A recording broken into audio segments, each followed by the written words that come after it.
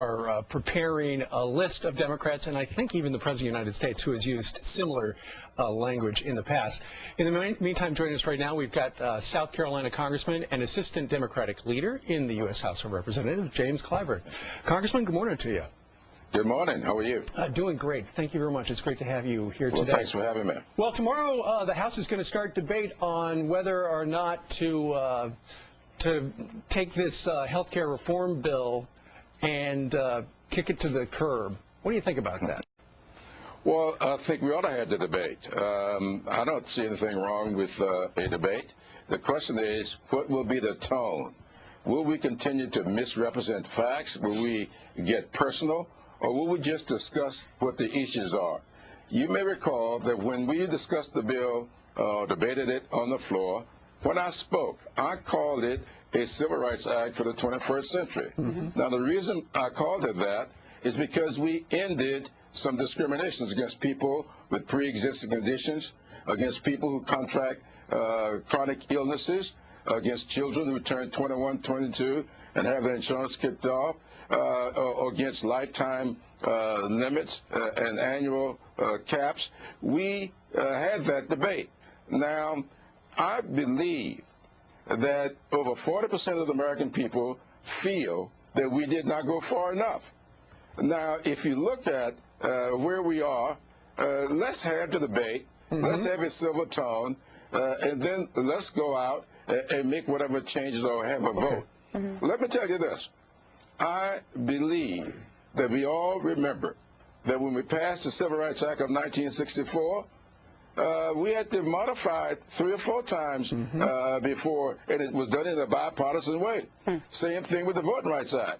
So let us modify the health care law in a bipartisan way, but this whole stuff of repealing and throwing it out and starting all over, that's not going to happen. Are you saying, Congressman, that health care is a civil right? I said it's a fundamental right. I will never say it's a civil right because it's never been declared so by any court or the legislature. But I do believe that access to affordable, quality health care ought to be a fundamental right for every citizen in the United States of America. That's my belief. Right. And that's where the disagreement, of course, comes in as to whether or not it's even constitutional to demand that people buy health care. But Congressman, on this special day of Martin Luther King and that we're honoring him, the 25th anniversary of Dr. King, I want to talk to you about how important you believe that message is still today, since you're talking about civil rights back in the 60s and also now with relation to health care.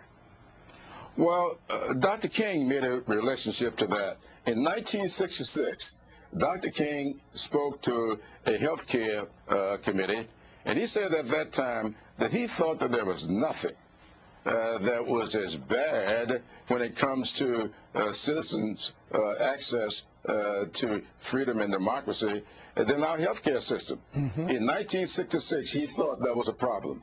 Now, I will say this. As we pause to remember Dr. King, let us remember a couple of things that he said. One of the things was that the means we use ought to be just as pure as the ends we seek.